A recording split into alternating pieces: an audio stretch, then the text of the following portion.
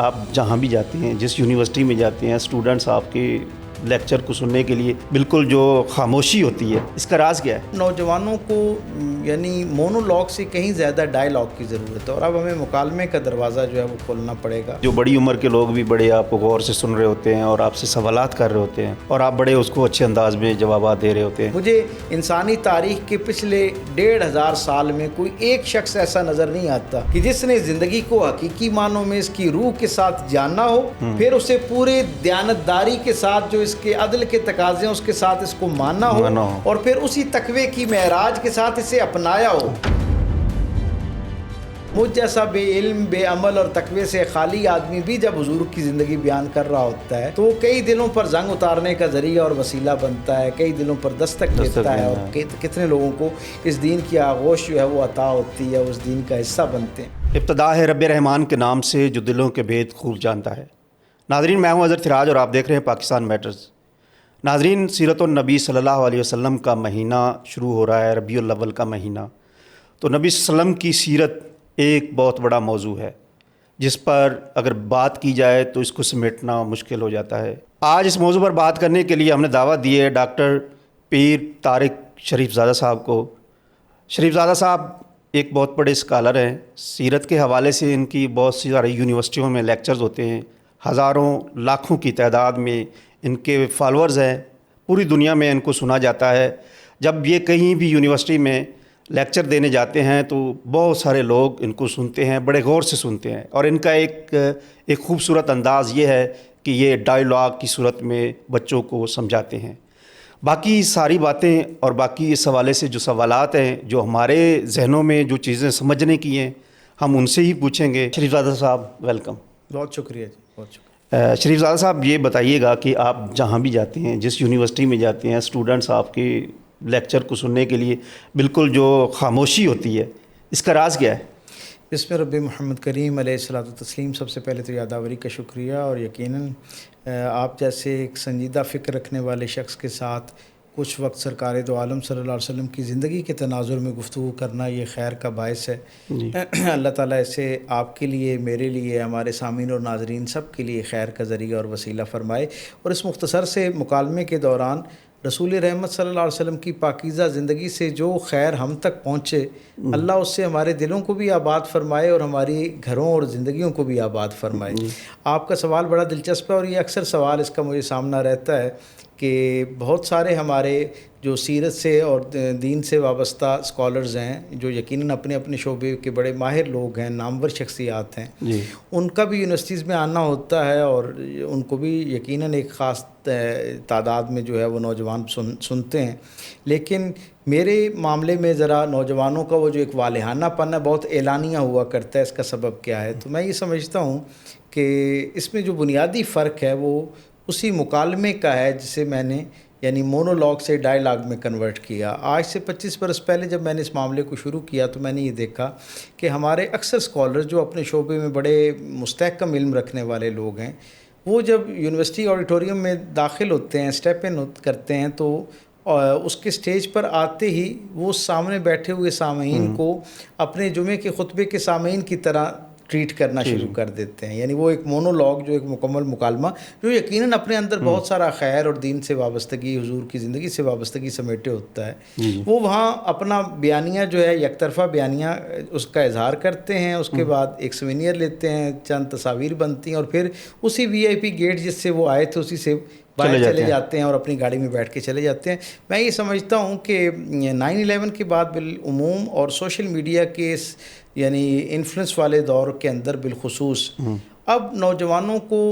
یعنی مونولاگ سے کہیں زیادہ ڈائیلاگ کی ضرورت ہے، اور اب ہمیں مکالمے کا دروازہ جو ہے وہ کھولنا پڑے گا۔ اور میرے یعنی ساری کاوش کی جو کامیابی ہے اس کے پیچھے بھی اخلاص اور محنت اور جد و جہد اور دوستوں کا تعاون، وہ ساری باتیں اپنی جگہ، لیکن ایک بنیادی بات یہ ہے کہ جب ہم نے نوجوانوں کو مونولاگ سے ڈائیلاگ میں کنورٹ کیا اور ہم نے ان سے یہ بات کہی کہ ہم سب جانتے ہیں کہ آپ ایک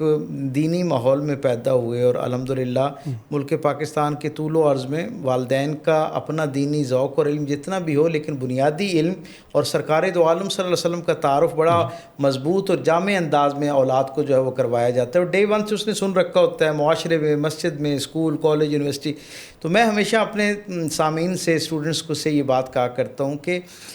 آپ سب 20-25 برس کی عمر میں سرکار دو عالم کے بارے میں بنیادی معلومات ساری جو ہو سکتی ہیں ان سے آگاہ ہیں۔ آج ہم مکالمے کا آغاز اس انداز میں کریں گے کہ وہ سوالات جو سوشل میڈیا کے ذریعے کسی اور انٹرنیشنل میڈیم سے آپ تک پہنچے ہوں، یا آپ کے اپنے ذہن میں کوئی ایسے سوالات پیدا ہوئے ہوں جو آپ اور آپ کے رسول صلی اللہ علیہ وسلم کے درمیان ایک حجاب قائم کر رہے ہوں، ایک پردہ قائم کر رہے ہوں، ایک ریلیکٹنسی کا سورس بن رہے ہوں، کیوں نہ ہم ان سوالات جو ہیں ان کو ایڈریس کرنا شروع کریں۔ اور نتیجہ پھر کیا ہوتا ہے کہ تھوڑی دیر پہلے ابتدائی طور پر کسی بھی یونیورسٹی کے اندر 2-3-4 مرتبہ مجھے انہیں باقاعدہ ترغیب دلانا پڑتی ہے، متحرک کرنا پڑتا ہے سوال کرنے کے لیے، اور پھر کیا دلچسپ معاملہ ہوتا ہے کہ جہاں سوالات جوابات کا وقت جو ہے وہ کہیں 20 منٹ کا طے کیا گیا ہوتا ہے، وہاں پھر 3-3 گھنٹے 4-4 گھنٹے تک بھی سوالات ہوتے ہیں۔ اور میرے اندر میرے لیے اس سارے مکالمے میں ایک بہت خوشائند بات، امید افزا بات یہ ہے کہ وہ نوجوان جس سے ظاہری طور پر اس کے والدین سمیت پورا معاشرہ یہ سمجھتا ہے کہ یہ بہت دین سے دور چلے گئے ہیں، اور ان کا سرکار دو عالم صلی اللہ علیہ وسلم کے ساتھ، آپ کے کام کے ساتھ، آپ کے پیغام کے ساتھ ویسی وابستگی نہیں رہی، لیکن جب میں ان کے سوالات سنتا ہوں اور اس کے اندر جس انداز میں وہ سرکار ختمی مرتبہ صلی اللہ علیہ وسلم کے بارے میں اپنا اظہار محبت کرتے ہیں، اور ان کے سوالات سے یہ خوشبو مجھ تک پہنچتی ہے کہ ان کا بھی اپنے محبوب رسول کے ساتھ ویسا ہی محبت اور عقیدت پر مبنی تعلق ہے جیسا میرا یا ان کی یعنی والدین کا اور ان کے باقی جو بڑے ہیں ان کا تعلق تھا یا ہے۔ تو میرے اندر یہ بات ایک عجیب طرح کی روشنی اور سرشاری پیدا کرتی ہے، اور اس تصور کو قائم کرتے ہی دل سے دماغ کو جاتے ہوئے سارے راستے معطر ہونا شروع ہو جاتے ہیں کہ بحمدی تعالیٰ اب معاملہ کیا ہے۔ وہ چند سوالات ہیں، چند الجھنیں ہیں جو یورپ سے، دنیا سے، جدید دنیا سے، جسے عرف عام میں ہم جدید دنیا کہتے ہیں، اور کسی حد تک وہ اپنے وسائل کے اعتبار سے جدید دنیا ہے بھی،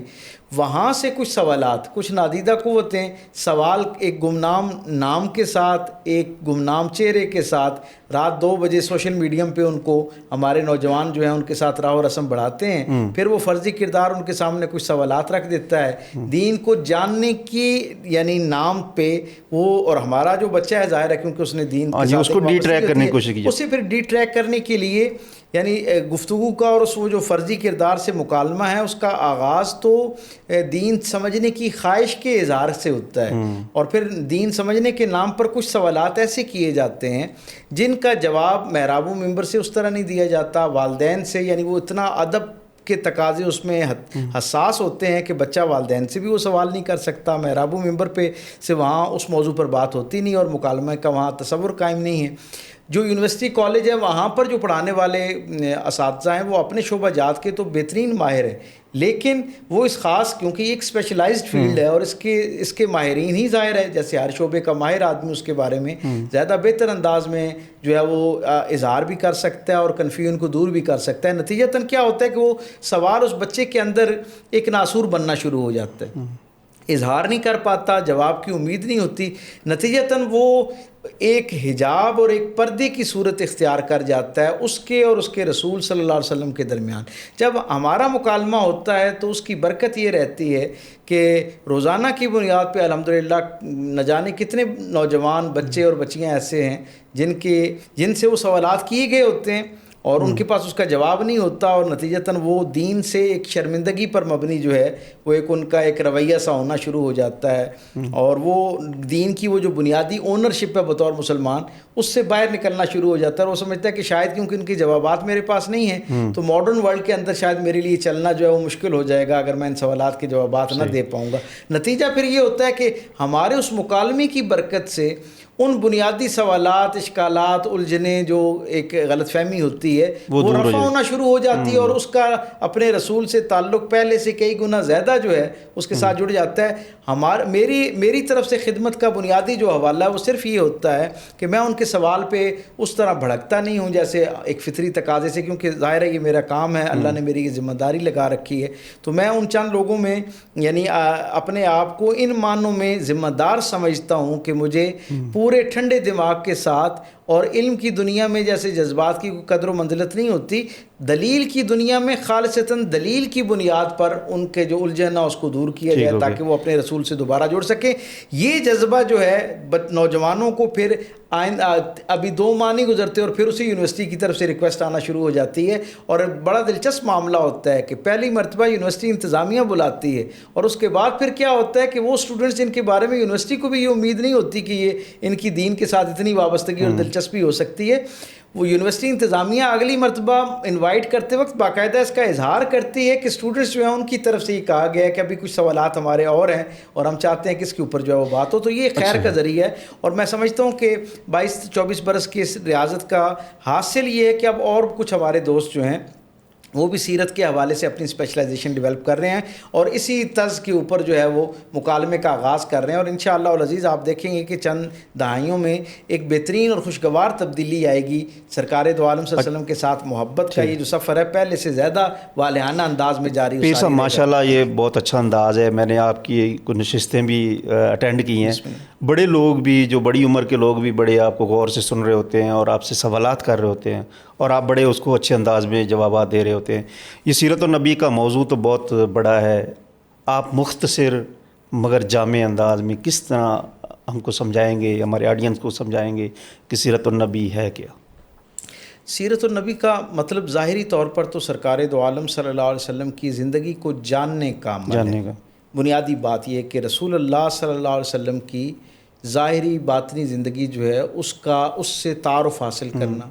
اور تعارف حاصل کرنا صرف معلومات کی حد تک نہ ہو، ورنہ وہ تو ہم جانتے ہیں کہ غیر مسلم مستشرقین جو ہیں وہ بھی حضور کی زندگی کو بڑی تفصیل سے پڑھتے ہیں۔ جو لوگ حضور کی زندگی پر سوالات اٹھاتے ہیں، الجھنیں قائم کرتے ہیں، لوگوں کے دلوں میں ایک کجی اور بگاڑ اور ایک بدگمانی پیدا کرتے ہیں، وہ بھی بنیادی طور پر حضور کی زندگی کو تو پڑھ چکے ہوتے ہیں۔ بالکل ایسی میں یہ سمجھتا ہوں کہ سیرت النبی کا حقیقی تقاضا یہ ہے کہ اسے اس انداز میں پڑھا جائے کہ یہ ایک ایسی کامل اور جامع زندگی ہے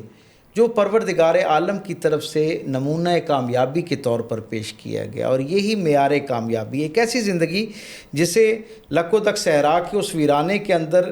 جو حضور کے زمانے میں اولین سامعین تھے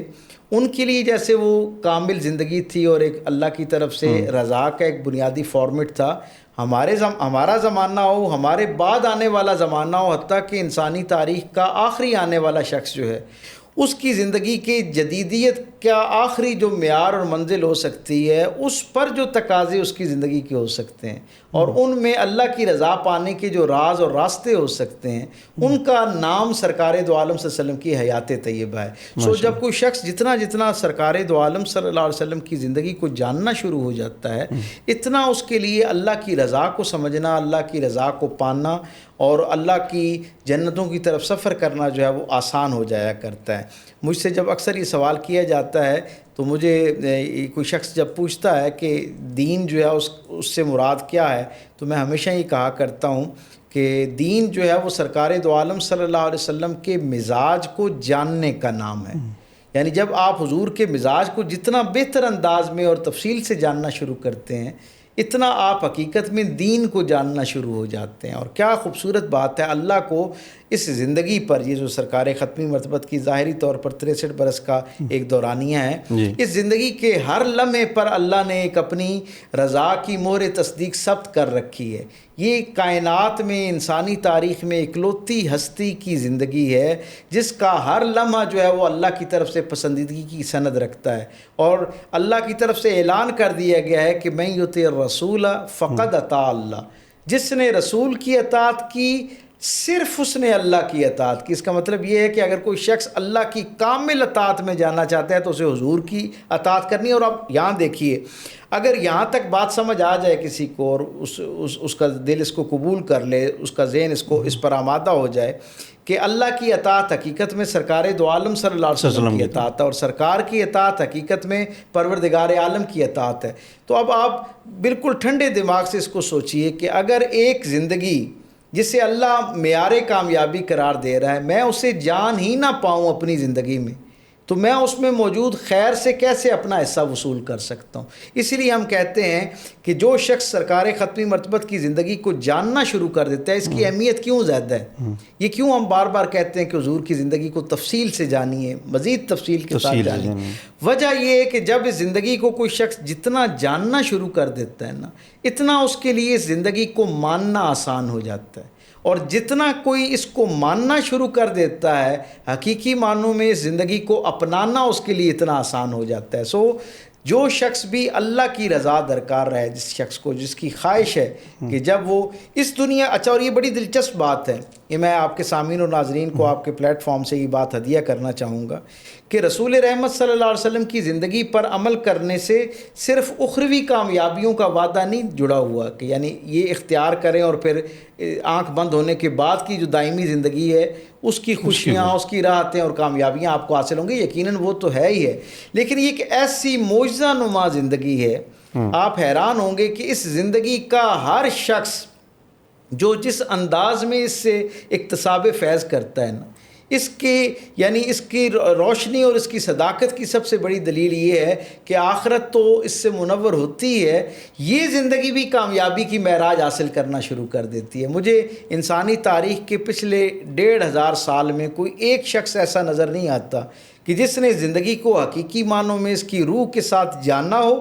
پھر اسے پورے دیانتداری کے ساتھ، جو اس کے عدل کے تقاضے ہیں اس کے ساتھ اس کو ماننا ہو، اور پھر اسی تقوی کی معراج کے ساتھ اسے اپنایا ہو، اور کہیں اس کو ایک ناکامی کی زندگی جو ہے اس کا سامنا کرنا پڑا ہو۔ یہ اللہ کا وعدہ، اعلان اور چیلنج ہے کہ کوئی زمانہ اس کے کسی طرح کے حالات اور تقاضے ہوں، اس زندگی پر عمل کرنا ہر زمانے کے انسان کی اس ظاہری زندگی جو ہے، جو عارضی زندگی ہے، اس کی کامیابی کا بھی ذریعہ ہے، اور بعد میں آنے والی جو زندگی ہے اس کی کامیابی کا بھی ذریعہ ہے۔ اور اب بعد کے آنے والی زندگی کی کامیابی کا معیار ہی یہ ہے کہ ضمانت اور دلیل ہی یہ ہے کہ یہ زندگی اختیار کرتے ہی آپ کی ظاہری زندگی جو ہے وہ پر نور ہونا شروع ہو جاتی ہے، پرسکون ہونا شروع ہو جاتی ہے، اور کامیاب ہونا شروع ہو جاتی ہے۔ جی ماشاءاللہ، جو آج کل ہمارے جو امت مسلمہ میں انتشار ہے، تفرقہ ہے، تو اس صورتحال میں ہم سیرت النبی سے کیا سبق حاصل کر سکتے ہیں؟ مجھ سے اکثر یہ سوال کیا جاتا ہے کہ آپ نے سیرت النبی کو ہی اپنا بنیادی حوالہ کیوں بنایا، یا اس پر زیادہ محنت آپ نے کیوں کی؟ تو میں اکثر یہ کہا کرتا ہوں کہ جب 9/11 ہوا اور اس کے بعد ہم باہر گئے تو ہم نے دیکھا کہ جو دنیا ہے، اور بالخصوص جدید دنیا، جیسے میں نے پہلے عرض کیا کہ جو اپنے کئی تقاضوں اور حوالوں میں واقعتاً جدید ہے بھی، اور بہت سارا خیر خوبیاں ان کے پاس بھی موجود ہیں، اور اللہ کے نظام عدل کے تحت ان خوبیوں کی برتری نے ہی ان کو ایک طرح کی برتری عطا کر رکھی ہے۔ میں عرض کروں کہ میں جب وہاں 9/11 کے بعد اس ماحول کو دیکھ رہا تھا تو مجھے یوں لگا کہ ظاہری طور پر مسلمانوں پر بڑا مشکل وقت ہے، ہر طرف سے سوالات جو ہیں وہ کیے جا رہے ہیں، اور خوف کی بنیاد پر، کیونکہ بین الاقوامی میڈیا نے جو منظر کشی کی اسلام کے حوالے سے، مسلمانوں کے حوالے سے، سرکار ختمی مرتبہ صلی اللہ علیہ وسلم کے پیغام کے حوالے سے، وہ بڑی خوفناک تھی، اور ان کی جو بالخصوص یوتھ تھی وہ یعنی ایک عجیب طرح کے مخمصے کا شکار تھی، اور باقاعدہ نفرت کا اظہار کرنا شروع ہو گئی تھی، اور ہم سب جانتے ہیں اسلاموفوبیا کے تناظر میں جس انداز میں جو ہے وہ ہمیں مشکلات کا سامنا ہوا۔ میں یہ دیکھتا تھا کہ وہاں مسلمانوں کی کسی اجتماع میں بھی چند لوگ آتے اور وہ آ کے مختلف قسم کے بڑے جذباتی انداز میں سوالات رکھتے، جس میں مسلمانوں پر کئی طرح کے الزامات جو ہیں وہ سامنے آتے۔ ہمارا جو مذہبی طبقہ تھا یا دین سے وابستہ طبقہ تھا، بہت معذرت کے ساتھ، کیونکہ ہماری جو پچھلی لگ بھگ 6 صدیوں کی تاریخ ہے نا، اس میں ہم نے مکالمے کا اور سوال کا دروازہ بند کر رکھا ہے۔ نتیجہ یہ تھا کہ ہمیں سوالات کے سامنا کرنے کی ایک جسے کہتے ہیں عادت نہیں تھی، اور بڑے تلخ انداز میں، تلخ لب و لہجے کے ساتھ جو ہے حقارت اور اہانت کے ساتھ، نفرت کے اظہار کے ساتھ سوالات کیے جا رہے تھے۔ صحیح۔ مجھے یوں لگ رہا تھا کہ ظاہری طور پر یہ ایک بڑی نامناسب صورتحال ہے، لیکن اس کے اندر بھی ایک بڑا کمال کا خیر پوشیدہ ہے کہ یہ لوگ، یہ معاشرہ جو جدیدیت میں اپنے گمان میں مذہب کی ضرورت سے ہی انکاری ہو چکے ہیں، انہیں مذہب کی کوئی اہمیت اور ضرورت جو ہے وہ محسوس ہی نہیں ہوتی، خوف کی بنیاد پر ہی صحیح، نفرت کی بنیاد پر ہی صحیح، لیکن انہوں نے اسلام کو جاننے کی خواہش تو ظاہر کی ہے، تو کیوں نہ اس موقع سے فائدہ اٹھایا جائے. نہ جانے کتنی صدیوں بعد پھر یہ موقع آئے کہ یہ لوگ ہماری طرف متوجہ ہوں اور ہماری طرف دین کے بارے میں جاننے کی خواہش کا اظہار کریں. بے شک وہ جذباتیت کے پیرائے میں ہو یا نفرت کے اظہار کے ساتھ ہو, لیکن ان کی سمت تو اس طرف ہوئی نا, توجہ اور دھیان تو اس طرف گیا ہے. اچھا پیر صاحب, آپ نے اسلاموفوبیا کا ذکر کیا, یہ اسلاموفوبیا ہے کیا؟ میں اس پہ بھی آتا ہوں, میں اسی طرف ہی آپ کے سامعین و ناظرین کو لے چلتا ہوں. اب ہوا یہ کہ اس وقت ہمیں یہ خیال آیا, میں نے اس میں ایک اپرچونٹی دیکھی, ایک موقع دیکھا کہ ہمیں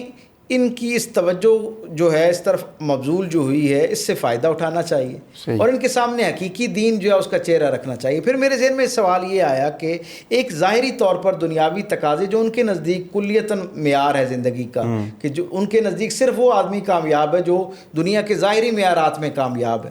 تو مجھے یوں اندر سے آواز آتی کہ ایک ان کی نظر میں ظاہری اعتبار سے دنیاوی تقاضوں میں ابھی جد و جہد کرنے والی جو کمیونٹی ہے اور قوم ہے, اس کا سوال جو دنیا بھر میں زوال پذیر ظاہری طور پر نظر آتی ہے, ان کی کیا بات ایسی ہو سکتی ہے جو انہیں اٹریکٹ کر سکتی ہے اور اس کے ساتھ جڑ سکیں. تو میرے دل سے یہ پھر گواہی آئی کہ پروردگار عالم کا کیا خوبصورت نظام ہے کہ ساری کمزوریوں کے باوجود امت مسلمہ کے پاس رسول رحمت صلی اللہ علیہ وسلم کی زندگی کی شکل میں, آپ کے اسوے کی شکل میں, سیرت النبی صلی اللہ علیہ وسلم کی شکل میں ایک ایسا خیر کا خزانہ موجود ہے کہ اگر آج بھی اسے خالص انسانی فکر کی بنیادوں پر لوگوں کے سامنے رکھا جائے تو اس میں آج بھی اتنی کشش اور قوت ہے کہ مجھ جیسا بے علم, بے عمل اور تقوی سے خالی آدمی بھی جب حضور کی زندگی بیان کر رہا ہوتا ہے تو وہ کئی دلوں پر زنگ اتارنے کا ذریعہ اور وسیلہ بنتا ہے, کئی دلوں پر دستک دیتا ہے, اور کتنے لوگوں کو اس دین کی آغوش جو ہے وہ عطا ہوتی ہے, اس دین کا حصہ بنتے ہیں. تو اس پر کام کرنا شروع کیا. اور یہ سبب کیا تھا؟ یہ وہ اسلاموفوبیا تھا جس نے میری توجہ اور میرے ساتھ اور بہت سارے اور لوگوں کو جو مجھ سے بہت زیادہ بہتر صلاحیت کے اور میرے سے زیادہ اخلاص, علم اور تقوی کے ساتھ اس کام کو کرنے کی خواہش رکھتے تھے, ان کی توجہ سیرت کی طرف ہوئی. اور مجھے یوں لگا کہ سیرت میں آج بھی اتنی قوت ہے کہ جب صحیح اور حقیقی معنوں میں ان کے ہاں جو علم اور تحقیق کے تاریخ کے معیارات ہوتے ہیں ان کو بنیاد بنا کے جب میں ان کے سامنے سیرت رکھتا ہوں تو ان کے پاس اسے قبول کرنے کے بغیر کوئی چارہ موجود نہیں ہوتا. سو ہم نے یہ دیکھا کہ وہ جو اسلاموفوبیا تھا, اب اسلاموفوبیا کیا ہے؟ عمومی طور پر ہم یہ سمجھتے ہیں کہ شاید یہ ارلی 80s میں جو ہے اس اصطلاح کا جو ہے وہ آغاز ہوا اور اس کو لوگوں نے لکھنا شروع کیا. ایک جرمن اسکالر تھے جس نے سب سے پہلے اپنی ایک کتاب کے اندر اسلاموفوبیا کی ٹرم استعمال کی اور پھر اس کو رائج کیا. اسلاموفوبیا دو لفظوں کا جو ہے وہ مجموعہ ہے, اسلام اور فوبیا. اسلام سے مراد دین رحمت ہے اور فوبیا سے مراد ایک انجانا خوف ہے. یعنی ہم سب جانتے ہیں کہ انگریزی میں خوف کے لیے فیئر استعمال ہوتا ہے اور خوف کے لیے فوبیا بھی استعمال ہوتا ہے. فرق ان دونوں میں یہ ہے, فیئر وہ ہوتا ہے جس کی بنیاد اور جواز آپ کے پاس ہو, اور فوبیا وہ ہوتا ہے جس کی دلیل آپ کے پاس موجود نہ ہو, ایک انجانا خوف ہو جو آپ بیان تو نہیں کر سکتے لیکن آپ کو وہ خوف محسوس ہو رہا ہے. جیسے ایک آدمی کمرے کے اندر جاتا ہے اور وہ دن میں سینکڑوں مرتبہ اس کمرے میں جاتا ہے, لیکن جب لائٹ بند ہوتی ہے تو اسے اندھیرے میں خوف آنا شروع ہوتا ہے. جب گھبرا کے باہر آتا ہے تو گھر کے باقی افراد اس سے پوچھتے ہیں کہ کیا چیز ہے, تو وہ بیان نہیں کر سکتا. تو اسے ہم خوف نہیں کہیں گے, اس کیفیت کو پھر کیا کہا جاتا ہے؟ فوبیا کہا جاتا ہے. تو اسلام کے بارے میں یہ سمجھتا ہوں کہ جو خوف ہے اس کی کوئی بنیاد اور دلیل ان کے پاس موجود نہیں ہے, بس وہ ایک سنی سنائی بنیاد پر جو ان کے لاشعور میں خوف بیٹھ گیا ہے, اس کا نام اسلاموفوبیا. اور یہاں میں عرض کروں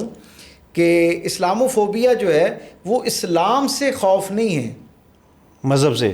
اسلام اور مذہب سے خوف نہیں ہے, اسلام کے غالب آنے سے خوف ہے. اور یہ اس کی تاریخ اتنی ہی پرانی ہے جتنی خود اسلام کی تاریخ پرانی ہے. آپ یہ دیکھیں نا, سرکار دو عالم صلی اللہ علیہ وسلم جو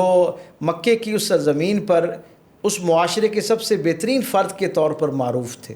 یعنی آپ اس سے اندازہ لگائیے کہ عرب قبائل جو مکے کی گرد آباد تھے وہ اپنے ولی عہد جو بعد میں آنے والے سردار ہوا کرتے تھے, جن بچوں کے بارے میں جو ان کے پوٹینشیل کینڈیڈیٹ ہوتے تھے سرداری کے لیے, جن کا انتخاب کسی درجے پہ باپ نے سوچ رکھا ہوتا تھا کہ میرے بعد قبیلے کا یہ سربراہ بنے گا, وہ قبائل کے سربراہ اپنے ان آنے والے ولی عہد بچوں کو یہ کہا کرتے تھے کہ اگر تم نے کامیاب زندگی گزارنی ہے اور اپنا عربوں میں وقار اور عزت کے ساتھ نام قائم کرنا ہے تو محمد الرسول اللہ صلی اللہ علیہ وسلم جیسی شخصیت بناؤ, وہ ساری خوبیاں اور اوصاف اپنے اندر رکھو. لیکن اسلاموفوبیا کا عالم یہ ہے کہ جب اسی رسول رحمت صلی اللہ علیہ وسلم نے اعلاء کلمت الحق کیا نا, اللہ کی توحید خالص کا اعلان فرمایا، تو نتیجہ کیا نکلا کہ وہ معاشرہ جو آپ کو پلکوں پر بٹھاتا تھا اور آپ کو اپنا بہترین انسان اور اپنے معاشرے کی سب سے بہترین پروڈکٹ کے طور پر باقی عربوں کے ساتھ متعارف کرواتا تھا، وہ سارے کا سارا آپ کے خون کا پیاسا ہونا شروع ہو گیا۔ تو اب کیا تھا، رسول رحمت کی شخصیت سے ان کو خوف نہیں تھا، وہ جو پیغام کا غالب آنا تھا نا، کہ جوک در جوک جو مظلوم ہے، جو پسا ہوا ایک طبقہ ہے، جو طاغوت کے ہاتھوں ظلم کا شکار ایک طبقہ ہے، تاریخ نے یہ دیکھا اور عربوں نے یہ بانپ لیا، اہل مکہ نے یہ بانپ لیا کہ جس رفتار سے لوگ اس پیغام پر لبیک کہہ رہے ہیں، لوگوں کے دل اس نور سے منور ہو رہے ہیں، ان قریب یہاں طاقت کا توازن تبدیل ہو جائے گا، ہمارا وہ جو ایک ظلم کا غاصبانہ نظام ہے وہ ختم ہو جائے گا، اور نتیجہ کیا ہوگا، پھر یہاں ایک نظام عدل قائم ہو جائے گا اور سب کو اپنی صلاحیت اور استطاعت کے مطابق اس کا حصہ ملے گا، کوئی کسی کو غلام نہیں بنا سکے گا، کیونکہ رسول رحمت ایک ایسا پیغام لے آئے ہیں جس میں حقیقی معنوں میں بندوں کو بندوں کی غلامی سے نکال کے اللہ کی غلامی میں دینا تھا۔ تو اس نے یہ جو اسلام کے غالب آنے کا انہیں خوف تھا نا، یہی خوف مختلف شکلیں اختیار کرتا ہوا ہر زمانے میں کہیں نہ کہیں نظر آتا ہے، اور پھر جب وسائل اور اسباب کے ساتھ بھرپور لوگ جو ہے وہ ایک معاشرہ قائم ہوا تو انہوں نے اسلام کو اتنا ہی غالب آتے ہوئے دیکھا، اور نتیجتاً وہ جو اسلام کے غالب آنے کا خوف اتنا ہی تیز ہونا شروع ہو گیا، اور ہم دیکھتے ہیں کہ دنیا کی جو سب سے سو کالڈ مضبوط جو ہے وہ ملک کے طور پر دنیا پر حکمران کرتا ہوا جو ملک نظر آتا ہے، اس کے ہاں ہی سب سے زیادہ جو ہے وہ انویسٹمنٹ ہوتی ہے اسلام کا چہرہ مسخ کرنے کے حوالے سے۔ لیکن میرے اللہ کا اپنا ایک نظام فطرت ہے۔ کیا دلچسپ معاملہ ہے کہ آپ یہ دیکھیے کہ وہ معاشرہ اور وہ ملک، میں امریکہ کی بات کر رہا ہوں، جس نے سب سے زیادہ پیسہ خرچ کیا اسلام کا تشخص خراب کرنے کے حوالے سے، گویا اسلاموفوبیا کو اسٹیبلش کرنے کے حوالے سے، لوگوں کے دل میں اسلام کا خوف پیدا کرنے کے حوالے سے سب سے زیادہ وسائل خرچ کیے، سب سے زیادہ پلاننگ کی، حکمت عملی کی۔ نتیجہ یہ ہے کہ ہر سال جب ایک کیلنڈر ڈیزائن ہوتا ہے تو سب سے زیادہ جس ملک کے اندر کنورژن ہوتی ہوئی نظر آتی ہے، یعنی لوگ اسلام کو قبول کرتے ہوئے نظر آتے ہیں، وہ جو ہے وہ امریکہ ہے۔ اور میں جب وہاں جاتا ہوں تو مجھے بڑا دلچسپ حیرت ہوتی ہے ان کے تھنک ٹینکس کو جب ہم سامنا کرتے ہیں ان سے، تو وہاں ان کے اپنے کئی لوگ ان سے سوال کرتے ہیں کہ آپ نے اتنا اسلام کے خلاف بات کی، اور نتیجہ یہ ہے کہ آج بھی فاسٹسٹ گروئنگ ریلیجن ان امریکہ پرٹیکولرلی جو ہے وہ اسلام ہے، تو آپ کا تو سارا نیریٹو بیانیہ جو ہے وہ بڑا کمزور اور ناکام رہا۔ تو ان کے جو ذمہ دار لوگ ہیں وہ یہ کہا کرتے ہیں کہ آپ تصور کریں ہم نے اتنی نیگیٹیوٹی پھیلائی، اس کے باوجود اتنا اسلام پھیل رہا ہے، اگر ہم یہ بند بھی نہ باندھتے تو آپ تصور کریں کہ اسلام کتنی تیزی کے ساتھ پھیلتا۔ سو بنیادی سچائی یہ ہے کہ آج بھی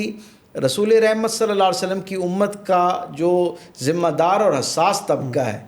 وہ اگر اپنے علمی معیار پر اور عامت الناس میں لوگ اپنے اخلاق اور کردار کو ٹھیک کرنے کے اعتبار سے اپنی وہ جو اس امت کے فرد کی حیثیت سے ایک ذمہ داری ہے نا کہ ہم حضور کے سفیر ہیں، حضور کے پیغام کو لوگوں تک پہنچانے کی ذمہ داری اللہ نے ہمیں دے رکھی ہے، اسی وجہ سے اللہ نے اس امت کو بہترین امت قرار دیا تھا۔ بالکل، اگر اس ذمہ داری کو انفرادی درجے پر ہر شخص محسوس کرنا شروع کر دے اور پھر یہ ذمہ داری کا احساس علماء اور عامت الناس سے حکمرانوں تک اور مؤثر قوتوں تک بھی پہنچنا شروع ہو، اور وہ بھی اپنے اخلاق، کردار، معمولات کے اندر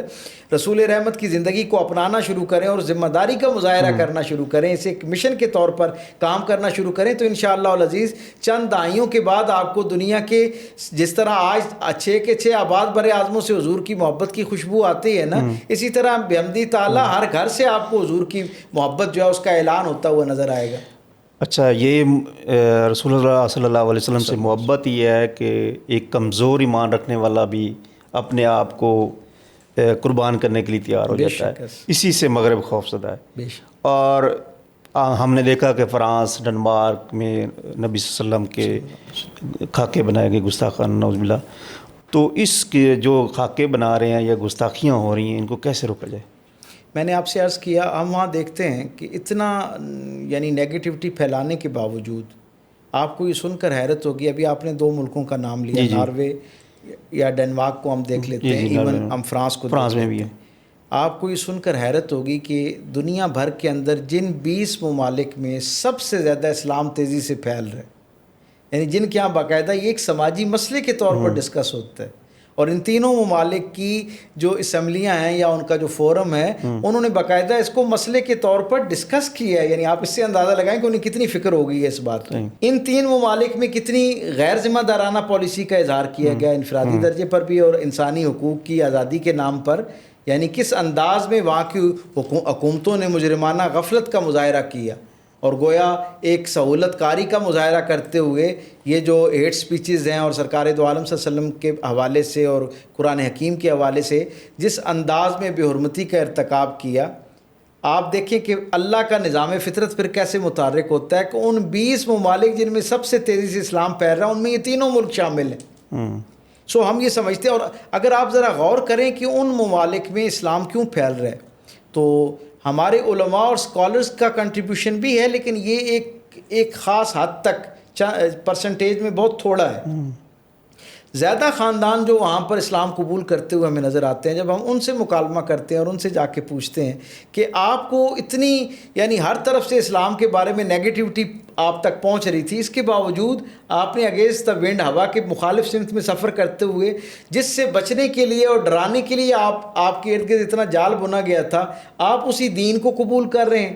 تو آپ کو حیرت ہوگی کہ کم و بیش ہر گھرانے سے مجھ تک تو کم از کم یہی بات پہنچی, ہر شخص نے یہ کہا کہ جو یہاں موجود مسلمان تھے نا وہ 2 طبقات میں تقسیم ہو گئے. کچھ لوگ وہ تھے جنہوں نے معذرت خواہانہ رویہ اختیار کر لیا اور انہوں نے اپنے آپ کو گویا اپنے نام تبدیل کر لیے. چند لوگ, یہ گنتی میں نہ ہونے کے برابر لوگ.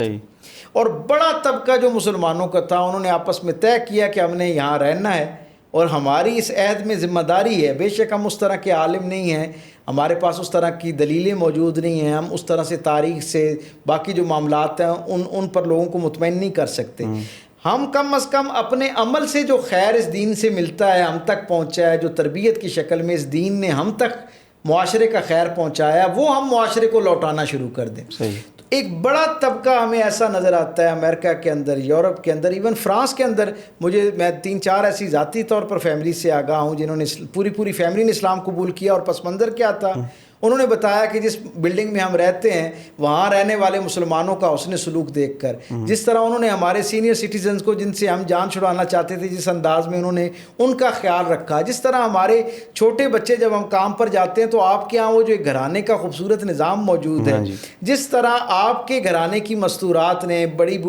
بزرگ خواتین نے, بزرگ مردوں نے جو ریٹائرڈ ایک لائف گزار رہے ہیں اور سینئر سٹیزنز ہیں, انہوں نے جس انداز میں اپنے بچوں جیسا ہمارے بچوں کا خیال رکھا اور ہماری ہر یعنی جسے کہتے ہیں مشکل میں, پریشانی میں, بیماری میں, زندگی کے باقی دیگر چیلنجز میں جو بہت ذاتی نوعیت کی ہوا کرتے ہیں اور جن میں ادارے اس طرح یعنی جہاں آپ جاب کر رہے ہیں وہ اس طرح آپ کو فیور نہیں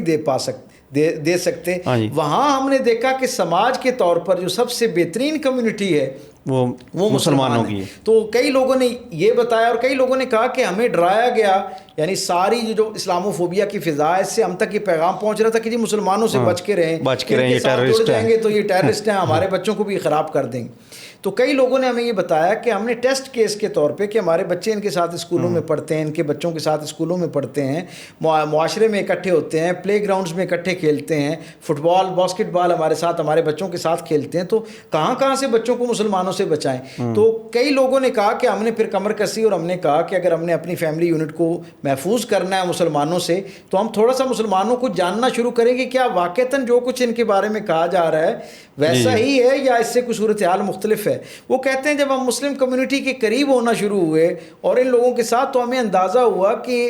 جو سماجیات کے تقاضے ہیں نا, یعنی جو سماجی زندگی ہے, عام معاشرے میں رہنے والے جو 2 لوگ ہیں, 2 خاندان ہیں جو ایک دوسرے لفظوں میں آپ کہہ لیں ایک قبیلے میں رہتے ہیں, ایک محلے میں رہتے ہیں, ایک علاقے میں رہتے ہیں, ایک بلڈنگ میں رہتے ہیں,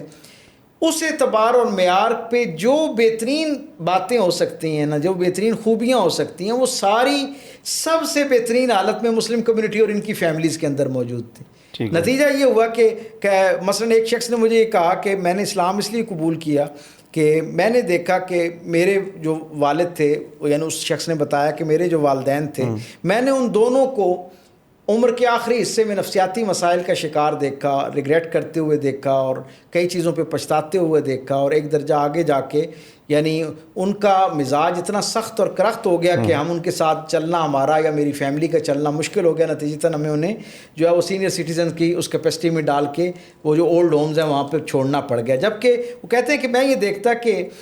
جس انداز میں مسلم کمیونٹی کے بچے اپنے دادا کی خدمت کرتے ہوئے نظر آتے ہیں اور دادا کا ان کے ساتھ محبت نظر آتی ہے، تو وہ بڑا ایک دلچسپ معاملہ تھا. ہماری فیملیز میں وہ کہیں نظر نہیں آتا تھا. تو ہم نے ان سینئر سٹیزن سے پوچھا کہ آپ اپنے پوتوں سے ایسے کیسے محبت کر لیتے ہیں، اور ان بچوں کے دل میں آپ کے حوالے سے محبت ان کی ماؤں نے کیسے ڈال دی، ان کے دل میں اتنا ظرف کیسے پیدا ہوا کہ یہ اپنے بچوں کے دل میں اپنے جو گرینڈ پیرنٹس ہیں ان کے بارے میں اتنی محبت ڈالیں اور پھر اتنے دن تک، اتنے مہینوں، اتنے سالوں تک اس کو کنٹینیو کریں. تو اندازہ ہوا کہ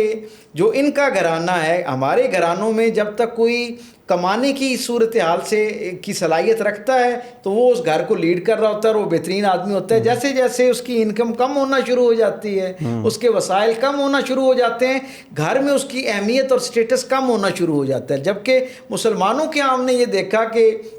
جیسے جیسے کسی پر بزرگی آتی ہے، اس کے وسائل کم ہونا شروع ہوتے ہیں تو گھرانے میں اس کی عزت اور اس کی سپرمیسی بڑھنا شروع ہو جاتی. کہتے ہیں ہم نے ان سے پوچھا کہ یہ اس کا راز کیا ہے، ان ساری باتوں کا، یہ ساری خوبیاں آپ میں کیسے آئیں؟ تو انہوں نے کہا کہ یہ ہمارے گھرانے یا ہمارے سماج سے، یعنی جن ملکوں سے ہم یہاں آئے وہاں سے اس طرح نہیں پہنچی ہم تک، یہ ہمارے دین نے ہم تک پہنچائی ہیں. ہمارے دین نے ہمیں بتایا ہے کہ یہ جو گھرانے کا ایک نظام ہے اس کی خوبصورتی کیا ہے اور اس میں ایک دوسرے کے ساتھ اس نے سلوک کرنے کا نتیجہ کیا ہے. نتیجتاً ان کی ان عملی خوبیوں اور جو ان کے معاملات تھے نا، انہوں نے ہمارے دل کے اندر وہ جو میڈیا نے اور بین الاقوامی تناظر میں اسلام کے بارے میں خوف پیدا کیا گیا تھا، ایک بدگمانی اور ایک مسخ شدہ غیر حقیقی چہرہ پیش کیا گیا تھا، ان لوگوں کے ساتھ انٹریکشن کرنے پہ ہمیں اندازہ ہوا کہ they are the best community اور ہمیں ان کے ساتھ رابطہ رکھنا چاہیے. چنانچہ میں آپ کو ایک اور بڑی دلچسپ بات بتاؤں، پچھلے 10 برس میں امریکہ سمیت یورپ میں بھی آپ دیکھیں کئی جگہوں پہ جہاں کمیونٹی کی کوئی آرگنائزیشن بنتی ہے وہاں ان کی خواہش یہ ہوتی ہے کہ اس کو کوئی مسلم لیڈ کرے. اور اس کا سبب کیا ہے کہ وہ جانتے ہیں کہ جتنا یہ رشتوں کے تقدس کو سمجھتے ہیں، جتنا یہ رشتوں کا خیال رکھنے والے ہیں، جتنا ان کے درمیان حفظ مراتب جو ہے اس کا احساس اور احترام کیا جاتا ہے، ان سے بہتر کمیونٹی کو کوئی نہیں لیڈ کر سکتا. تو یہ میں یہ سمجھتا ہوں کہ یہ جو اسلامو فوبیا ہے اس کو ڈیل کرنے کا یہی سب سے بہترین اور مؤثر طریقہ ہے. علمی میدان میں جو لوگ ہیں وہ غیر جذباتی ہو کر علمی انداز میں ان کے ساتھ مکالمہ کریں. اور میں نہیں سمجھتا کہ کوئی ایسی وجہ ہے اور کوئی ایسا سوال ہے اس طرف سے جس کا جواب ہمارے پاس الحمدللہ موجود نہ ہو. صرف اس جذباتیت کی رو سے باہر نکل کر علم کے میدان میں خالص علمی بنیادوں پر اور سماج کے میدان میں خالص خیرخواہی کی بنیاد پر، جو دین ہمیں جس کی تلقین کرتا ہے، اس خیرخواہی کی بنیاد پر جب ہم لوگوں کے ساتھ معاملہ کرنا شروع کریں گے تو خود بخود پروردگار عالم لوگوں کے دلوں کو جو ہے وہ خیر کے ساتھ جوڑنا شروع کر دے گا. اور یقیناً یہ صورتحال جو اس وقت پوری دنیا کے اندر ہے وہ بدلتی ہوئی ہمیں نظر آئے گی اور ہمارے سامنے انشاءاللہ العزیز لوگوں کے دل اسی احترام اور محبت کے ساتھ اسلام کے ساتھ جڑنا شروع ہو جائیں گے. ڈاکٹر صاحب، ہم جو سوشل میڈیا ہے یا پھر جو خود ساختہ اسکالر پیدا ہو چکے ہیں جو ذہنوں کو خراب کر رہے ہیں، اس طرح ہم بعد میں آئیں گے، لیکن مختصراً آپ بتائیے گا کہ جو اسلامی ریاست مدینہ کا جو دعویٰ کرتے ہیں، دعوے تو بہت سارے کرتے ہیں، لیکن اصل میں اسلامی ریاست کیا تھی، کیا نظام تھا، اس بارے میں تھوڑا سا بتائیے گا تاکہ ہمارے جو نوجوان ہیں، ہمارے ویورز ہیں، ان کو بھی سمجھ آئے. بہت سادہ سی بات، دین جو ہے نا از اول تاخر خیر خواہی کا نام ہے. بالکل، ایک دوسرے کے لیے پورا نظام حیات ہے. جی بے شک، ایک دوسرے کے لیے آسانیاں پیدا کرنے کا نام، فرد کی شکل میں بھی، گھرانے کی شکل میں بھی، معاشرے کی شکل میں بھی اور سماج اور ریاست کی شکل میں. بنیادی روح جو ہے نا دین اسلام کی جو فکر ہے، جو نظام وہ ہمیں عطا کرتا ہے نظریے کی شکل میں. عقیدہ تو ایک اپنی جگہ ہے، نظام کیونکہ ایک عملی صورت ہوتی ہے تو ہر نظام کے پیچھے ایک نظریہ موجود ہوتا ہے. دین رحمت کا جو نظام حیات ہے اس کی خوبصورتی اور روح یہ ہے کہ خیر خواہی کو کسی درجے پر بھی سیکنڈ پرائرٹی نہ بنایا جائے. رسالت مآب صلی اللہ علیہ وسلم کی زندگی کا جب ہم تجزیہ کرتے ہیں اور ہم دیکھتے ہیں کہ سرکار ختمی مرتبہ صلی اللہ علیہ وسلم جب مدینہ تشریف لاتے تو آتے ساتھ ہی قیام قباء کے اندر مقام قباء پر حضور کا قیام، اور حضور وہاں سے مدینہ تشریف نہیں لے جا رہے. اہل مدینہ بے چین ہے کہ حضور تشریف لائیں. تو حضور کیا خوبصورت آغاز حضور نے گویا اسلامی ریاست کی بنیاد کیا خوبصورت ڈالی. رسول رحمت نے فرمایا کہ میں مدینہ آنا چاہتا ہوں، لیکن میری یہ خواہش ہے کہ جب میں مدینے میں داخل ہوں تو کچھ لوگوں کی طرف پشت کر کے نہ کھڑے ہوں. یعنی اس کا کیا مطلب ہے کہ لوگوں کے دل آپس میں جڑے ہوئے ہوں. اور کیا تھا، اوس اور خزرج نام کے دو قبائل تھے جن کے درمیان کئی سالوں سے بلکہ کئی صدیوں سے آپس میں جو ہے وہ جنگ کا ماحول تھا، اور وہ ایک دوسرے پر نظر رکھتے تھے. جب کسی کو کمزور دیکھتے تو فوراً اس پر حملہ آور ہوتے، پھر دوسری طرف سے اس کا رد عمل آتا. تو مدینہ بڑا غیر محفوظ تھا ان معنوں میں کہ ان کی لڑائی نے پورے مدینے کا سکون جو ہے وہ اس کو برباد کر رکھا تھا. اور کسی درجے پہ مدینے کی جو یعنی اس کے اثرات سماج پر بھی تھے اور معاشرت پر بھی تھے اور معاش پر بھی تھے. تو کئی حوالوں سے مدینے کو اس کا نقصان ہو رہا تھا. تو رسول اللہ صلی اللہ علیہ وسلم نے قباء کے مقام پر کیا خواہش کا اظہار کیا کہ اوس اور خزرج جو ہے ان کے درمیان اگر راضی نامہ ہو جائے تو پھر میرے لیے مدینہ آنا زیادہ راحت کا باعث ہو. اللہ نے ان لوگوں کے دل جوڑے. سرکار دو عالم کے قدمین سے حضور نے ان کے درمیان مبنی بر عدل ایک معاہدہ کروا دیا اور انہیں ساتھ لیا. پھر ہم دیکھتے ہیں میثاق مدینہ ہوتا ہے، سرکار دو عالم اس میں سب کا کس درجے پر احترام کرتے ہیں. پھر ایک بڑی منفرد بات رسول رحمت نے بنیادی طور پر اپنے یعنی حکمت عملی کے ساتھ ہر زمانے کی جو خیر پر مبنی ریاست ہے نا، اس کے بنیادی اصول اپنی ترجیحات کے ذریعے سے لوگوں کے سامنے رکھے.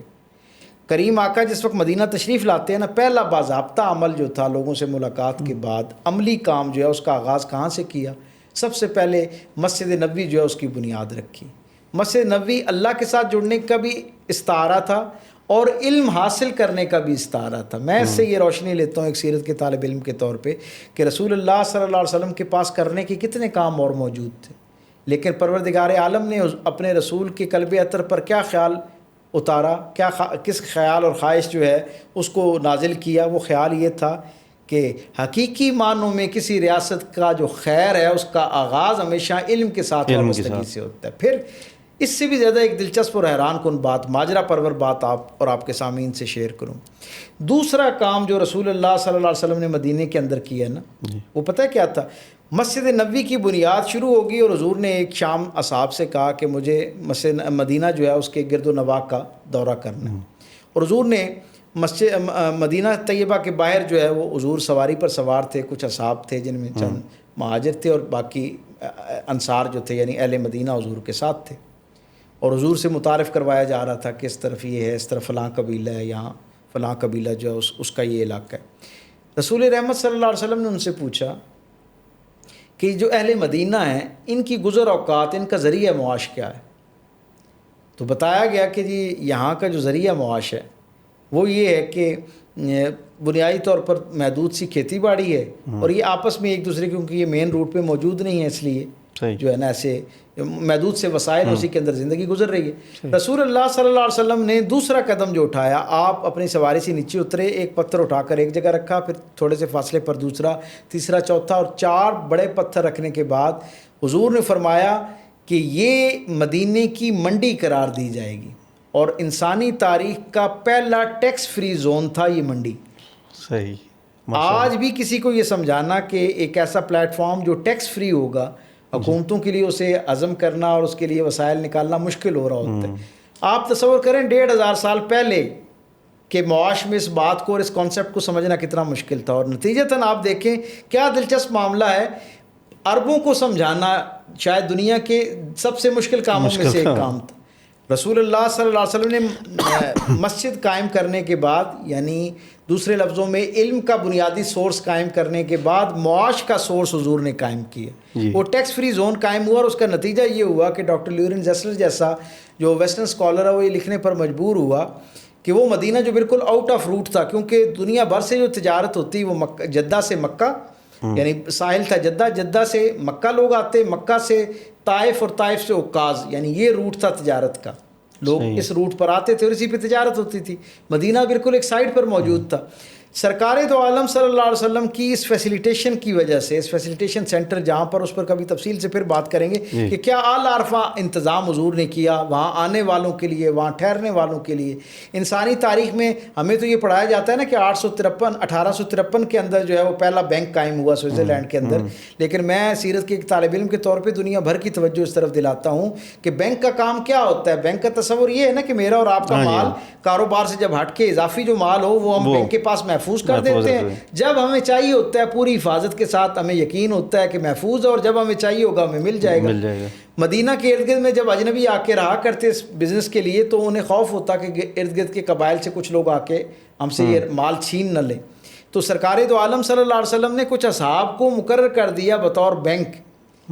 کہ یہ مدینہ کے مقامی لوگ ہیں، بااثر لوگ ہیں اور امانت دار لوگ ہیں۔ جو تاجر یہاں آئے اگر اس کو شام تجارت کرنے کے بعد رقم اس کے پاس بچ جائے تو وہ یہ رقم یا اپنے وسائل جو ان کے پاس بطور بینک، آج کی زبان میں کہہ رہا ہوں کہ بطور بینک ان کے پاس جمع کروا دے، اور اللہ صبح جو ہے وہ ان سے دوبارہ اپنی ضرورت کے مطابق جتنا لینا چاہیں مال اسباب اتنا لے لیں۔ اور کئی ایک ایسے ہوتے کہ جن کا 7 دن کا 10 دن کا ٹھہراؤ وہاں ہوتا، قیام ہوتا، اس دوران وہ صرف ضرورت کا پیسہ استعمال کرتے اور باقی پیسہ یعنی آتے ساتھ ان کے پاس جمع کروا دیتے اور واپس جاتے وقت ان سے اپنا مال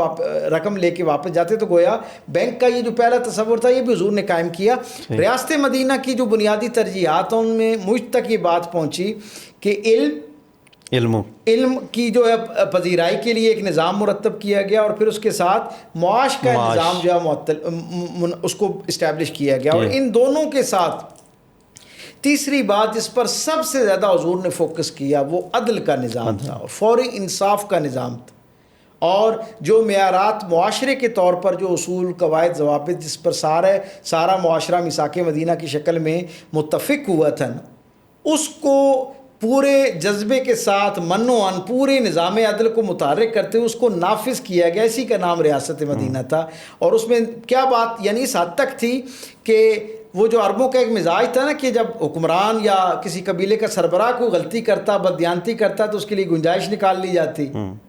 اور جب کوئی ایک عام آدمی جو ہے وہ کمزور آدمی غلاموں میں سے یا کمزور طبقے کا کوئی شخص وہ کرتا تو اسے سزا دے دی جاتی۔ رسول اللہ صلی اللہ علیہ وسلم نے پہلی دفعہ یہ نظام مرتب کیا جس کے اندر امیر، غریب، قبیلے کا سربراہ یا اس کا غلام سب برابر، جس درجے پر بھی جو اس معاہدے کا حصہ تھا نا، جب اس نے کہیں وائلیٹ کیا اس معاہدے کو، اس کی خلاف ورزی کی، اس کے اندر کہیں بددیانتی کی، تو پورا اس کا احتساب کیا گیا ان تقاضوں کے مطابق جسے ڈے 1 پہ اناؤنس کیا گیا تھا۔ تو میں یہ سمجھتا ہوں کہ کسی بھی ریاست کو اسٹیبلش کرنے کی یہ 3 بنیادی ترجیحات ہیں۔ نظام عدل کا قیام، پہلے علم کا قیام کہ لوگوں کو شعور آئے، علم سے مراد شعور ہے، آگاہی ہے۔ جب تک لوگ نظام کی اہمیت سے واقف نہیں ہوں گے نا اس وقت تک معاشرہ جو ہے وہ سویلائزڈ ہو ہی نہیں سکتا۔ تو پہلے علم کے ذریعے سے لوگوں کو آگاہی دی جائے، پھر معاش کا معاملہ جس کی وجہ سے لوگ بددیانت ہوتے ہیں، ایک بڑا طبقہ ہم دیکھتے ہیں معاشرے کے اندر اس وقت بددیانت ہوتا ہے جب معاشی تقاضے پورا نہیں کر پا رہا ہوتا۔ اسٹیٹ، ریاست یا معاشرہ جب ایک فرد کی جو معاشی ضرورتیں ان کو پورا نہیں کر پا رہا ہوتا تو وہ پھر سائیڈ لائن ایکٹیویٹیز میں چلا جاتا ہے، بددیانت ہونا شروع ہو جاتا ہے۔ سرکار دو عالم نے پہلے علم اور آگاہی عطا کی، پھر اس کے بعد معاش کے ذریعے سے وسائل عطا کی، اور پھر اس وسائل ہونے کے بعد بھی اگر کوئی شخص عادتاً بددیانتی کرتا ہے تو اس کے لیے نظام عدل کو اسٹیبلش کیا۔ دنیا کے سارے معاشروں اور معاشرتوں کو، ہر زمانے کے لوگوں کو اگر حقیقی فلاح کی طرف بطور ریاست سفر کرنا ہے تو ان 3 بنیادی اصولوں کو ہی اپنا جو ہے نا زاد راہ بنانا ہوگا، ان کو اپنی زندگی کا حصہ بنانا ہوگا، اور پھر اس درجے پر کامیابی کی طرف جو ہے وہ سفر کا آغاز کرنا ہوگا۔ صحیح پیر صاحب، جیسے میں نے پہلے ذکر کیا ہے کہ کچھ خود ساختہ یوٹیوبرز سوشل میڈیا پہ اسکالر بنے ہوئے ہیں، میں نام نہیں لوں گا ان کا، لیکن وہ مختلف قسم کی باتیں کرتے ہیں، لوگوں کو، اپنے نوجوانوں کو ڈی ٹریک کرنے کی کوشش کرتے ہیں۔ تو ان سے کیسے بچا جائے اور ہم دین کی جو ہے صحیح سمجھ یہ نوجوان کیسے حاصل کریں؟ سب سے پہلے ہمیں یہ بات سمجھنی چاہیے کہ یہ ہر چیز کا ایک نظام اور ایک ترتیب جو ہے نا وہ پروردگار عالم کی طرف سے ایک فطری ترتیب جو ہے وہ مرتب کی گئی ہے۔ ایک لمحے کے لیے تصور کیجئے، کیا اگر اللہ چاہتا تو وہ قرآن حکیم جو سرکار ختمی مرتبت کے قلب اطہر پر اللہ نے نازل کیا، کیا ایسا ممکن نہیں تھا کہ وہ سارے اہل مکہ کے قلب پر اس قرآن کو اسی رات نازل کر دیتا؟ اللہ تو قادر ہے نا، بالکل اللہ کے لیے تو کوئی مشکل نہیں تھی۔ بالکل اللہ نے قرآن نازل کرنے کے باوجود رسول رحمت کے وجود بابرکت کی ضرورت اور اہمیت کو کیوں اسٹیبلش کیا؟ یہ دنیا بھر کے سارے انسانوں کے لیے ایک پیغام ہے۔ اگر ہدایت کے لیے کتاب صرف کافی ہوتی تو انبیاء و مرسلین کی ان معنوں میں جو ہے وہ انسانی معاشروں کو اور انسانی زمانوں کو ضرورت نہ ہوتی۔ صحیح۔ بھائی قرآن حکیم سے کوئی کامل ہدایت ہو سکتی ہے، قرآن حکیم سے کوئی کامل مکالمہ ہو سکتا ہے، تو پھر اللہ اسی کو ایک سمت میں، جیسے کوہ طور پر اللہ نے جھاڑی کے ساتھ جو ہے وہ صحائف عطا کر دیے تھے، جیسے موسیٰ کو خیال عطا کر دیا کہ وہاں سے جا کے اٹھا لے، اسی طرح ساری بستی کے دل میں خیال ڈال دیتا، سب وہاں سے اٹھا لیتے اور اس کو پڑھنا شروع کر دیتے اور اس پہ زندگی گزارنا شروع کر۔ اس کا مطلب کیا ہے؟ انسان کو ہدایت کے سفر میں، اللہ کی طرف یہ جو انسان کا سفر ہے، اس میں ہر وقت ایک ہادی کی ضرورت رہتی ہے، یعنی ایک نبی، ایک رہنما، ایک پیغمبر، اس کی ضرورت رہتی ہے۔ اور پھر جب ظاہری طور پر اکتساب فیض کا وہ آپ کو سہولت میسر نہیں ہوتی، تو پھر جو صاحبان علم ہوا کرتے ہیں جی، آپ ان سے اکتساب فیض کرتے ہیں۔ طب کی روایت اتنی ہی پرانی ہے، یعنی میڈیسن کی اور میڈیکل سائنس کی تاریخ اتنی ہی پرانی ہے جتنی خود انسان کی اس کرۂ ارضی پر تاریخ پرانی۔ لیکن کیا صرف چند کتابوں کو پڑھ لینے سے ہم کسی کو ڈاکٹر مان لیتے ہیں؟ مجھے حیرت ہوتی ہے ان لوگوں پر جو یہ کہتے ہیں کہ جی بس کتاب پڑھ لینا کافی ہے۔ بھائی ایک فارماسسٹ میں، معلومات کے درجے پر ایک فارماسسٹ میں اور ایک ڈاکٹر میں کوئی بہت زیادہ فرق نہیں ہوتا، لیکن عام روزمرہ کی معمولات میں تھکاوٹ سے سر میں ہونے والے درد پر نا ہماری کوشش یہ ہوتی ہے کہ اگر ڈاکٹر میسر ہے تو اس سے بات کی جائے۔ وجہ کیا ہوتی ہے؟ وجہ یہ ہوتی ہے کہ جب ایک فارماسسٹ کے پاس آپ جاتے ہیں نا، تو اس کے پاس آپ کی تکلیف کا ایک حل موجود ہوتا ہے، اور وہ اس کی ایک بنیاد کو ذہن میں رکھتے ہوئے کہ اس کی وجہ کیا ہو سکتی ہے، اس وجہ کو ذہن میں رکھتے ہوئے علاج آپ کو دوائی پکڑا دیتے ہیں۔ جبکہ ڈاکٹر کے پاس جب آپ جاتے ہیں نا، تو اس کے پاس آپ کے درد سر کی کئی وجوہات ہو سکتی ہیں۔ وہ جو آپ سے کثرت سوال کرتا ہے وہ اس لیے کرتا ہے کہ جان سکے، اس اصل تکلیف تک پہنچ سکے جسے ہم تشخیص کرنا کہتے ہیں یا ڈائگنوز کرنا کہتے ہیں۔ نتیجہ یہ ہوا کہ ایک روزمرہ کی معمولی عارضی تکلیف جو ہے، جو ہمیں پتہ ہے کہ ایک کپ چائے پینے سے یا 2 گھنٹے فالتو سو جانے سے ٹھیک ہو جانی، اس کے علاج، بلکہ علاج سے بھی ایک لمحہ پہلے تشخیص کے لیے ہم ایک فارماسسٹ جو پچھلے 30 سال سے 40 سال سے دوائیوں میں بیٹھا ہوا ہے اور ایک بنیادی درجے کی تعلیم بھی رکھتا ہے، ہم اس پہ بھروسہ نہیں کرتے، ہم ایک رجسٹرڈ، ریکگنائز، اسٹیبلش آدمی کے پاس جاتے ہیں۔ یعنی دنیا کی سارے معاملات میں ہم اتنے احتیاط پسند ہیں کہ ڈاکٹر ہو تو اس کے بارے میں ہم، طب کا معاملہ ہو، صحت کا معاملہ ہو تو ہم کمپرومائز نہیں کرتے، ایجوکیشن کا معاملہ ہو تو ہم اپنے کسی بچے کو دنیاوی تعلیم سکھانے کے لیے کسی نان کوالیفائڈ آدمی کے پاس، اس کے ادارے، آپ تصور کریں نا کہ ہم بچے کو جب داخل کروانے جاتے ہیں تو اس سے پہلے کتنے اسکولوں کو وزٹ کرتے ہیں، ان کے نصاب کو دیکھتے ہیں، ٹیچرز کو دیکھتے ہیں، ماحول کو دیکھتے ہیں، ان کی آئیڈیالوجی کو دیکھتے ہیں، 10 تقاضوں اور وہ پرکھ کے جو معیارات ہیں نا ان سے اس ادارے کو گزارتے ہیں، اس کے بعد حوصلہ کرتے ہیں کہ اس بچے کو وہاں جانا چاہیے یا نہیں جانا چاہیے، اور پھر ہر روز اپنے بچے سے پوچھتے ہیں کہ واقعتاً وہ صحیح ٹریک پر ہے یا نہیں۔ نہ جانے کہاں سے یہ خباثت، معذرت کے ساتھ مجھے یہ لفظ استعمال کرنا پڑا ہے، نہ جانے کہاں سے یہ خباثت ہمارے اندر آ گئی کہ ہم نے دین کے معاملے کو اتنا ہلکا اور اتنا غیر اہم تصور کر لیا ہے کہ اس کے لیے کسی ڈسپلن، کسی ایک جو ترتیب ہے اس کی ضرورت نہیں ہے۔ ایک آدمی بغیر ایک اچھے قاری سے سیکھے قرآن کو صحیح تلفظ اور مخارج کے ساتھ پڑھ نہیں سکتا۔ ایک آدمی نماز کا جو بنیادی تقاضا ہے نا، وہ ایک اسٹیبلش قاری سے پڑھے بغیر اس کے لفظ، میں اس کے مفاہیم کی بات، اس کے مطالب کی بات نہیں کر رہا، اس سے حاصل ہونے والی کیفیت پر تو ابھی میں بات کر ہی نہیں رہا، وہ جو بنیادی لفظوں کی ادائیگی کا تقاضا ہے اس کے لیے بھی ہم ایک بہتر اور اسٹیبلش قاری کے نیچے جو ہے نا اس سے کم پر ہم کمپرومائز نہیں کرتے۔ بالکل ایسی تو کجا یہ کہ پورے دین کے معاملے میں ہم یہ سمجھیں کہ جی جو اٹھ کر آ جائے، جو کہے کہ جی میں نے 4 کتابیں پڑھ لی ہیں، آپ تصور کریں کہ جن لوگوں کی طرف آپ سے اشارہ کر رہے ہیں، ہمارے سامعین اور ناظرین بھی سمجھتے ہیں اس بات کو، معاملہ صرف یہ ہے کہ یعنی المیہ یہ ہے کہ ایک آدمی جو قرآن حکیم کی 4 آیات صحیح تلفظ کے ساتھ نہیں پڑھ سکتا، جو اس کے شان نزول سے واقف نہیں ہے، اس کی پری پوسٹ سے واقف نہیں، جو قرآن کے ٹوٹیلٹی میں پورے مزاج سے واقف نہیں، اور بلکہ میں تو یہ کہتا ہوں کہ صرف قرآن نہیں، پورے دین کے مزاج اور اس کی تاریخ اور حوالہ جات سے جو بندہ واقف نہیں ہے وہ محض چند 100 صفحوں کی کتاب کو پڑھنے کے بعد اتھارٹی بن جائے تو پھر آپ سمجھ سکتے ہیں کہ اس سے علاج کروانے والا، اس سے دین سیکھنے والے کا حال کیا ہو سکتا ہے. جب اس درجے کے اسکالرز جو ہیں، اتنا غیر مصدقہ علم رکھنے والے لوگ جب معلم بن جائیں گے، دین سکھانے والے بن جائیں گے، تو پھر سیکھنے والوں کا مستقبل آپ تصور کر سکتے ہیں کتنا بھیانک اور خوفناک ہو سکتا ہے. جی ڈاکٹر صاحب، یہ موضوع بہت طویل ہے. اگر ہم ایک سیریز بنائیں پوڈ کاسٹ کی تو کئی یہ پوڈ کاسٹ پہ چلی جائے گی.